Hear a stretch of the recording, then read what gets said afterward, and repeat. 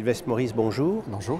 Vous êtes astrophysicien, professeur en astrophysique à l'université Paul Sabatier à Toulouse et vous nous avez donné une conférence tout à fait brillante sur le projet sur Mars. Est-ce que vous pouvez nous dire un peu comment a germé ce projet et comment vous êtes arrivé aux premiers résultats?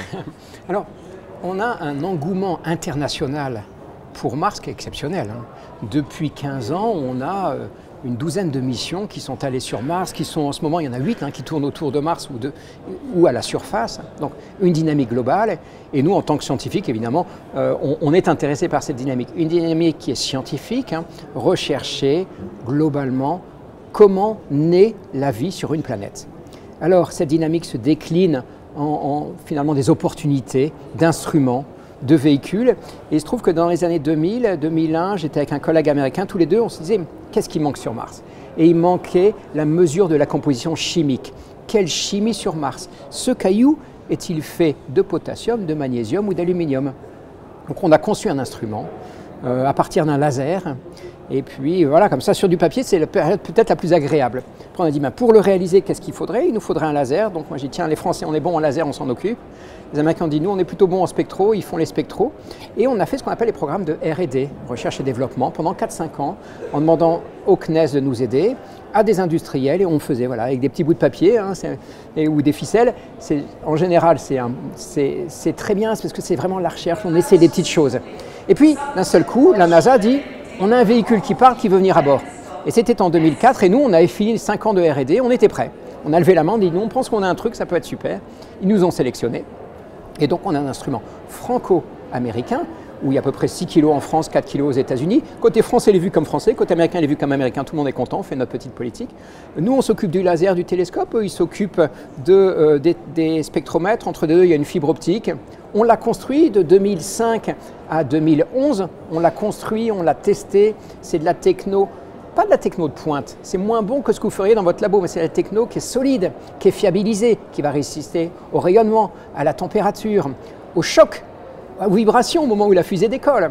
Donc techno un petit peu particulière, qu'on appelle la techno spatiale. On bosse tous ensemble, on le teste, on le calibre, il part en 2011, c'était en octobre, il arrive en août 2012, il s'appelle Curiosity, ça c'est le rover, l'instrument s'appelle ChemCam. Et puis voilà, ça fait 4 ans et demi qu'avec son laser qu'on avait imaginé en 2000, mais il fait des petits tirs laser et on a enfin la composition de Mars. Avec plein de découvertes absolument fabuleuses. En général, ce n'est pas un instrument qui fait une découverte, c'est l'ensemble des instruments. Chacun met sa petite pierre.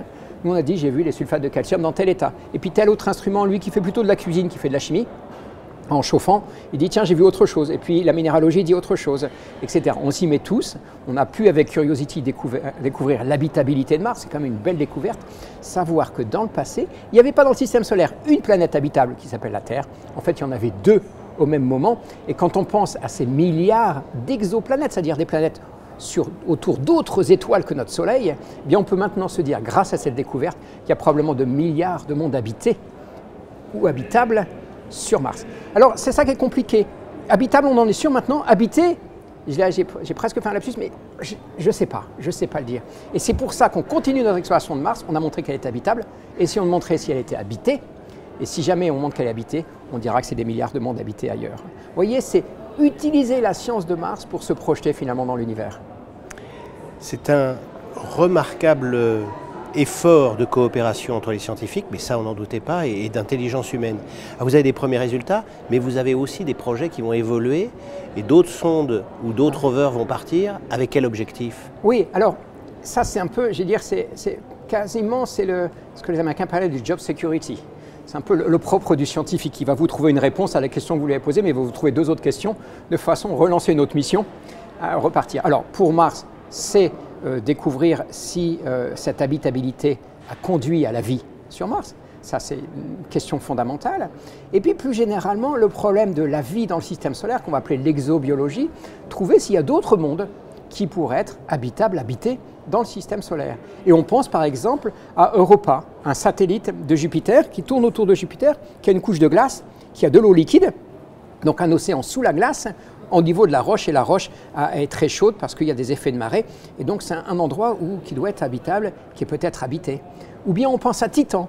Titan, un très beau satellite de Saturne qui a une atmosphère 1,5 bar, très proche de la Terre, avec de l'azote, du CO2, une surface, il fait froid, hein, il fait 95 Kelvin, mais une surface où vous avez des océans, des mers de méthane avec des glaçons d'éthane. C'est un monde d'hydrocarbures particuliers, mais qui a un potentiel exobiologique. Ou bien Encelade qui tourne autour de Saturne. Avec Mars, tous ces mondes, c'est regarder finalement comment naît la vie, dans quelles conditions, plutôt dans des conditions simples pour bien se développer, ou bien elle survit dans des conditions extrêmes, comme sur Terre, vous savez, au fond des océans, dans les lacs acides. Finalement, on partage ça en commun, c'est l'étude de la vie sous toutes ses formes. C'est la preuve de l'investissement très très fort de notre pays sur le plan scientifique et d'un investissement qui ne baisse jamais.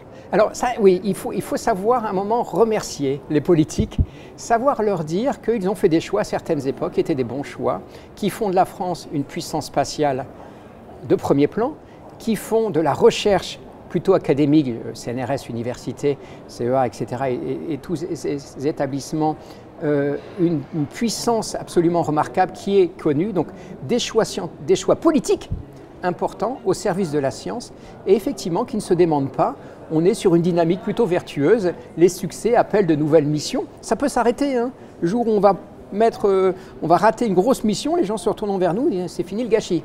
Donc il ne faut pas qu'on se rate, on a beaucoup de pression, mais je dois dire que c'est là qu'on prend conscience qu'on est un pays riche, un pays qui est capable de se dire, pour la connaissance et seulement la connaissance, on n'a pas de brevet, on n'a pas de retour d'argent, on fabrique de la connaissance, on ne la vend même pas, d'ailleurs on la donne, on fabrique de la connaissance.